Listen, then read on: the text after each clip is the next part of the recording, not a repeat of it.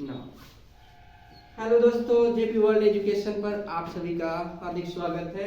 आज हम लोग पढ़ेंगे अवतल दर्पण द्वारा प्रतिबिंब कैसे बनता है, कितने स्थिति में प्रतिबिंब बनता है, उसके बारे में आज हम लोग जानेंगे। हम लोग जानते हैं कि किसी भी गोली दर्पण से गोली दर्पण से प्रतिबिंब बनने के 3 नियम होते हैं। पहला नियम होता है कि यदि कोई प्रकाश की किरण मुख्य अक्ष के समांतर आती है तो वह किससे होकर जाती है? वह फोकस से होकर जाती है। कोई भी प्रकाश की किरण अगर फोकस से होकर जाती है तो वह परावर्तन के पश्चात मुख्य अक्ष के समांतर हो जाती है। और कोई भी प्रकाश की किरण जब वक्रता केंद्र से होकर गुजरती है तो वह पुनः अपने रास्ते पर वापस लौट आती है। ठीक, ये कितने नियम है? 3 नियम है। किसके? गोली दर्पण के परावर्तन के नियम। ठीक, अब इस गोली दर्पण में हम अवतल दर्पण द्वारा पढ़ेंगे कि अवतल दर्पण द्वारा कितने प्रकार का प्रतिबिंब बनता है। तो अवतल दर्पण द्वारा प्रतिबिंब मुख्यतः 6 प्रकार का बनता है। पहला जो बनता है वो हम मान के चलते हैं कि जब वस्तु अनंत पर स्थित हो। कहाँ स्थित हो? जब वस्तु अनंत पर स्थित हो। तो हम जानते हैं कि अनंत से आने वाली प्रकाश की किरणें एक दूसरे के समांतर होती हैं। कैसी होती हैं? एक दूसरे के समांतर होती हैं। तो ये अगर अनंत से प्रकाश की समांतर किरणें आ रही हैं तो वो परावर्तन के पश्चात फोकस से होके जाएंगे। किससे होके जाएंगे? फोकस से होके जाएंगे, क्योंकि यही गोली दर्पण का नियम भी है परावर्तन का।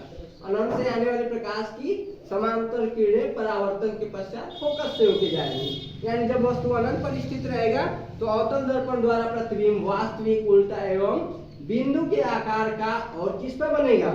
फोकस पर ही बनेगा। दूसरा है जब वस्तु अनंत तथा वक्रता केंद्र के बीच स्थित हो। जब वस्तु पहले अनंत पर रख दिए, दूसरे बार में अनंत और सी के बीच में स्थित कर देंगे। तो देखो वस्तु ए बी है, इससे चलने वाली प्रकाश की एक समांतर किरण को ले लेंगे और मुख्य अक्ष के समांतर आने वाले प्रकाश की किरण किससे होके जाएगी? फोकस से होके जाएगी। तो ये फोकस से होकर के जा रही है। दूसरा किरण प्रकाशिक वक्रता केंद्र से ले लेंगे तो वक्रता केंद्र से जाने वाली प्रकाश की किरणें पुनः उसी मार्ग पर वापस लौट जाती हैं।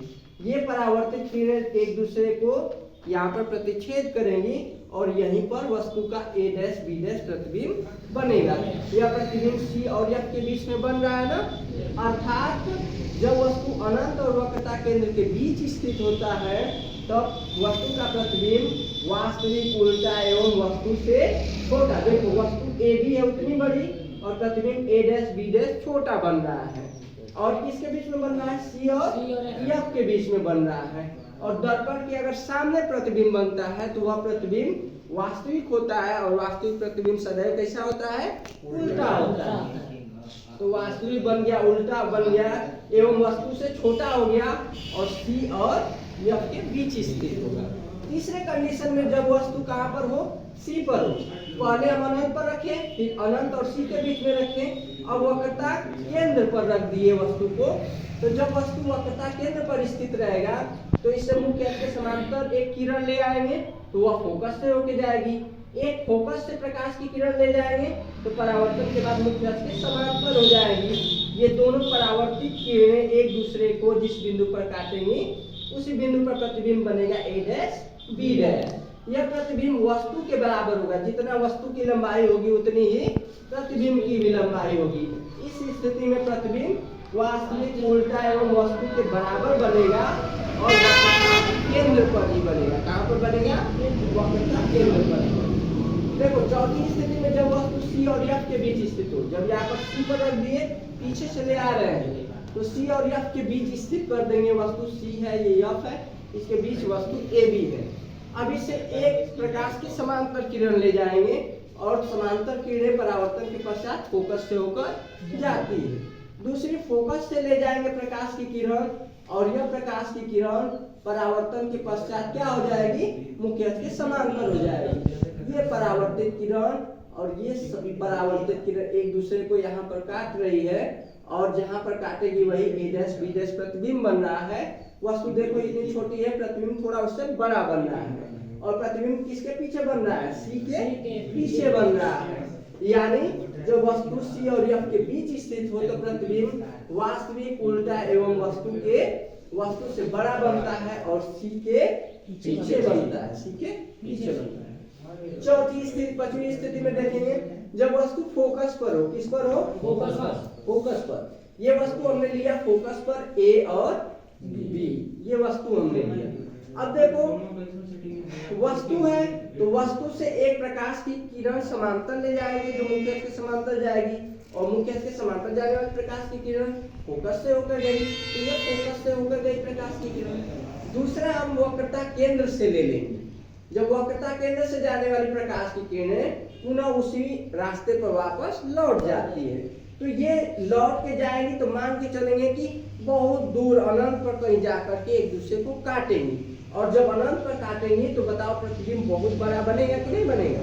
और यह अनंत पर बनेगा। तो जब वस्तु फोकस पर स्थित रहेगा तो उस समय वस्तु का प्रतिबिंब वास्तविक, उल्टा एवं वस्तु से बहुत बड़ा बनेगा, और यह कहाँ पर बनेगा? अनंत पर बनेगा। कहाँ पर बनेगा? अनंत पर बनेगा। लास्ट है छठवां प्रतिबिंब बनता है जब वस्तु P और F के बीच स्थित, फोकस पर रख दिए, अब P और F के बीच वस्तु को रख देंगे, ये P है ये F है, इसके बीच हमने ए बी वस्तु रखा।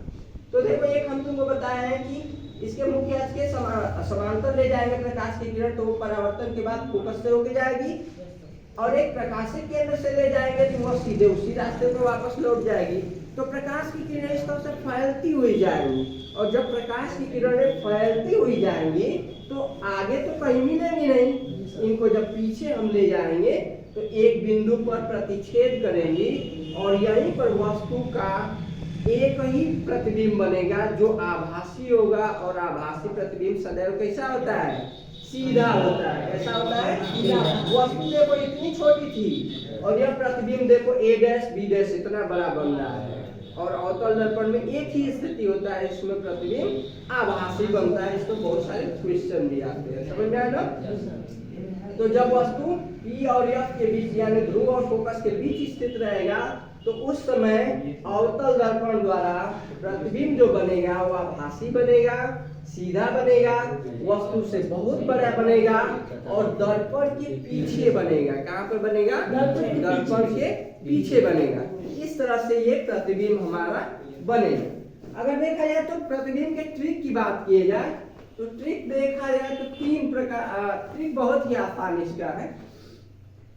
एक ये हमने बना दिया, ट्रिक हमने बना दिया, ये अवतल दर्पण बनाया। कौन सा दर्पण है? अवतल दर्पण बनाया। यहाँ पर हमने ले लिया, यहाँ पर क्या होगा? P होगा, ये मुख्य अक्ष होगा कि नहीं होगा?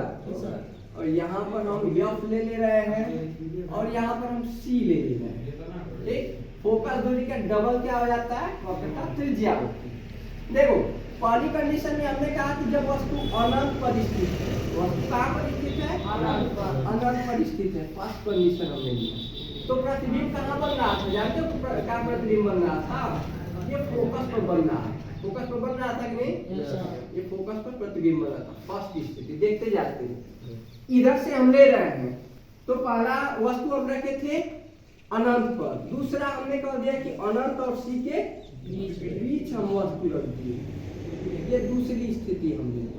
तो दूसरी स्थिति में प्रतिबिंब देखो, जब इधर से इधर आ रहे हैं तो प्रतिबिंब इधर से इधर आएगा।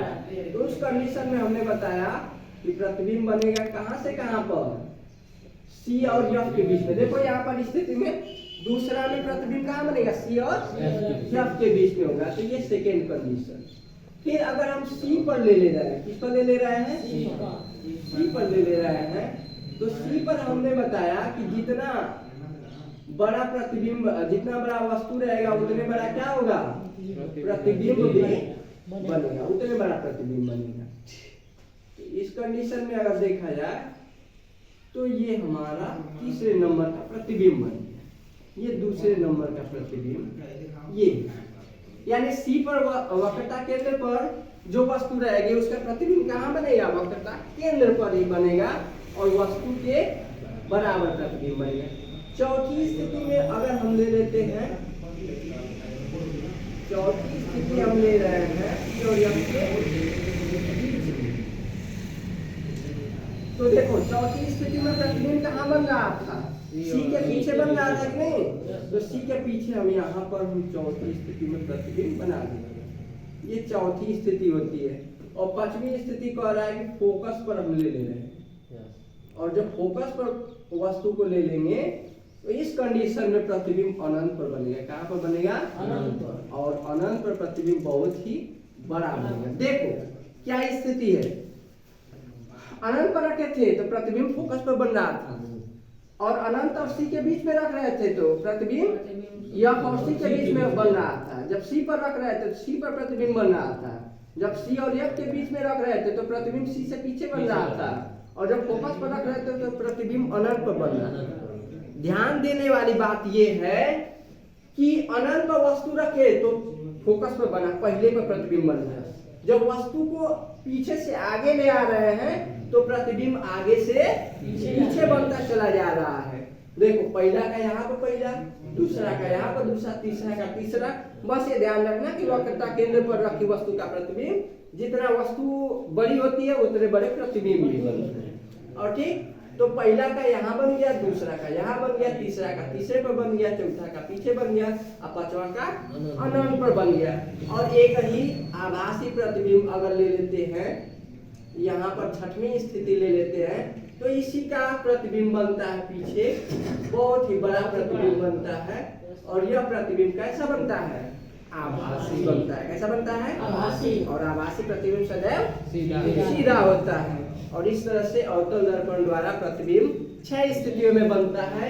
और इन 6 स्थितियों का ये क्या है, ये ट्रिक है याद करने की। Okay, it's all.